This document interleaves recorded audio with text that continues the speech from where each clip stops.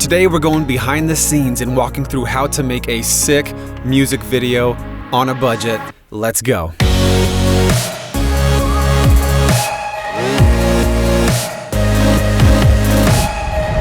Hey guys, Caleb here with Filmpac. The month is April 2021 and we are launching our music licensing platform, something that's been years in the making. And to hype it up and help advertise, we decided we should make a music video for one of our featured indie artists, Anna of Shy Honey, who I've actually known since we were teenagers. Incredible vocalist, pianist, and songwriter. She's an artist on our Filmpac roster. She's awesome. I called her up and we made a plan. So what I want to do today is just briefly walk through what my creative and production process looked like. I've produced and directed a number of music videos in the past, and though I wouldn't say it's my specialty, I've seen enough to know what to look out for and what to focus on, and I want to walk you through it. This isn't necessarily a tutorial, but at the end of this video, I want you, the viewer, to feel like, yeah, I could do that. First up, 3 priorities. Number 1, the artist opinion matters. I texted Anna with an overall vision here, and she was immediately down, so we talked on the phone for a while. I wanted to make sure I understand her brand and her audience. No one knows their brand and audience better than themselves. It doesn't mean that maybe all of their ideas are gold, it just means the artist opinion matters. So that's number 1, artist opinion matters. Number 2, be different. Something she said on the phone, and we both had to laugh, was she said, I don't want this to look YouTube-y. And what she meant here was that, like, listen, there's a ton of up-and-coming creators, right? And they maybe have a nice Sony or Canon mirrorless camera that gets great shots. But you can tell when something is actually directed by someone with experience and a really creative eye. And I think what she really meant here was, listen, let's try to make this stand out. In a sea of maybe boring music videos, let's make this stand out. When you see these high-profile artists put out videos, usually they're memorable and distinct, and that's what she wanted. And that's what I want as well. Number 2, be different. Number 3, be on brand. Shy Honey has a bit of a 80s pop synthwave feel to it, so let's give a little nod to that era with some of the details in the wardrobe, maybe this an old tube TV, some extra fog, some neon lights, and maybe even a landline phone. Let's try to capture that era. So those were the 3 components that began to inform, hey, what should this actually be about? And truthfully, we could have taken this a number of different ways, probably 100 different directions, but personally, I'm trying to do this on a budget. So I'm running these ideas through my filter of what can I film in one day in my small studio and spend like $0. So the 3 music video components that come to mind: singer, setting, and story. Singer, setting, and story. So let's talk about the singer. So sometimes the performer shots are the entire video, and sometimes there's no performance aspect at all. Sometimes the singer-performer is also the protagonist, but our plan here was to split about half and half between singer and story shots. Anna had a cool wardrobe idea, and I had a backdrop idea that's going to be applied to the performance shots as well as part of the story. So number 2, story. So when it comes to story, directors have a decision to make on how literal to take the lyrics and visualize them. I personally just wanted to take the basis of the song, a young lady's infatuation with a love interest, and then kind of freestyle some abstract visuals that can represent that in a cool, current, contemporary, artistic way. I think music video storylines can lack clarity, and that's okay. Versus if we're trying to, make a short or a feature, we have to make sure the story is super clear, and that's just not the case here. So that takes some pressure off, and that really allows for a lot of creative freedom, I think. Essentially, I want our protagonist to emerge in this dream, in this infatuation state with some cool visuals and abstract movements and expressions. I think I can put something together to fill the 3 to 4 minute song. So we've talked about singer, we've talked about story, now we're talking about setting. So the literal set is inside our small Filmpac studio. Figuratively, the setting is we are inside of a dream, an 80s inspired dream environment where our protagonist can't stop thinking about her love interest. Right? So I really wanted like a wall of old TVs displaying TV noise and other cool abstract stuff, but in reality, I was brainstorming this whole idea like 1 to 2 days before filming day. So this is the part where budget comes into play. I don't want to spend a bunch of money and time rounding up all these assets to make that happen. But what I do have at my disposal that can work, I have one old TV, I have one new TV, and I have a bunch of unused monitors that I can set up. And my question was, hey, what can I build with this? What can I build with what I already have?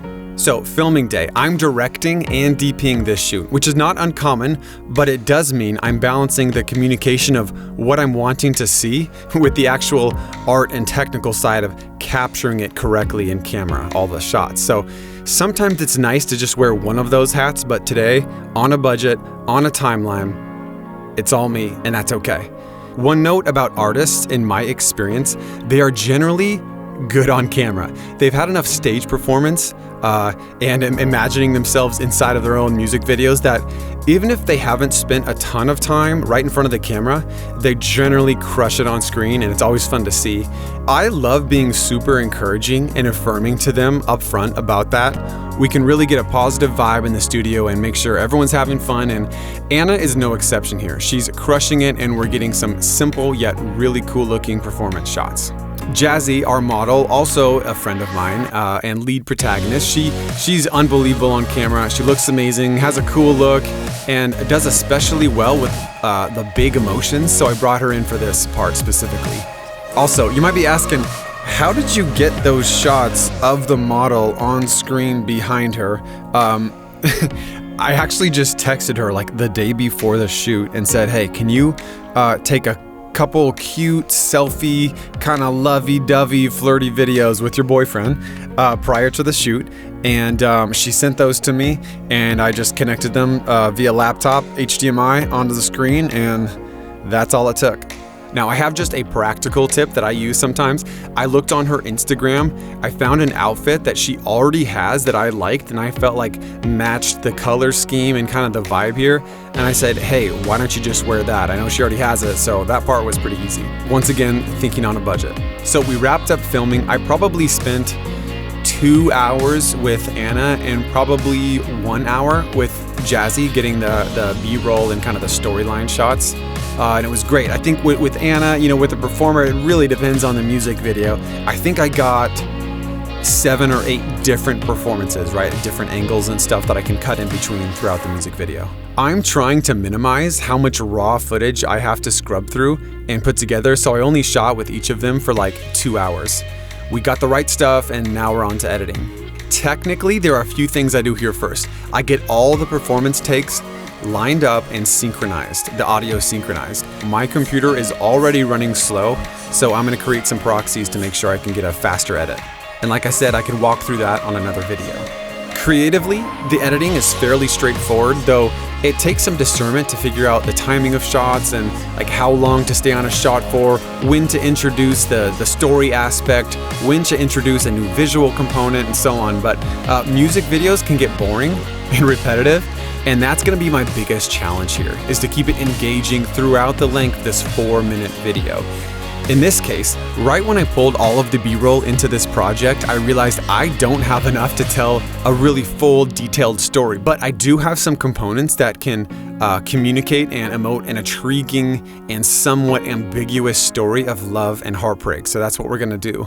So another note here, I love the bridge of this song. It's an instrumental build and there's some ooze in the background, but I don't have anywhere else to go with the established storyline, and the lyrics can't really carry it because there are none for this part. So I was listening to it for like the 50th time, and I heard a voicemail, like a voicemail message, like, hey, it's me, I want to see you, I miss you, something like that. So when I was done filming with the model, we literally recorded a voice memo on my phone, a few variations of what a voicemail might sound like in this kind of situation. And I think it turned out cool and gave the music video a little bit of its own identity apart from the song itself. And for some of these slow-mo, kind of expressive, almost like dancey parts, I used a color invert to really pop out some color and give that part even more of an unworldly, dream-like feel. And I used it sparingly, that effect, all within Premiere Pro. And I tried to keep most of the shots clean, but for a few parts, especially on the instrumentals, it can be a nice change of pace. So now I'm finished with my edit. I love how this turned out. I'm happy and the artist is happy. If we spent 100,000, could it have been bigger, better, cooler? Maybe, but this is really important. One thing I've always found with small budgets and scrappy filmmakers is that pressure, those restrictions from having limited resources, it can do two things. It can either be a breeding ground for complaining, or it can be a breeding ground for creativity. Let's choose creativity every time. Enjoy the video.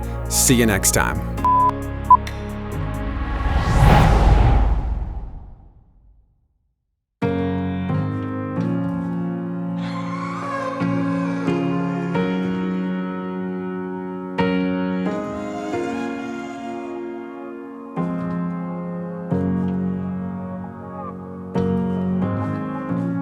I'm falling, tripping on emotion, can't control it, unfolding me.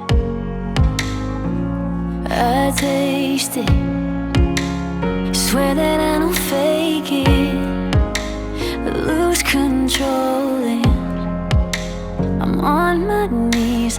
I can't quit you on my own, no matter what I say. I'm addicted to the taste of your potion, fading into a cloud of emotion, taken by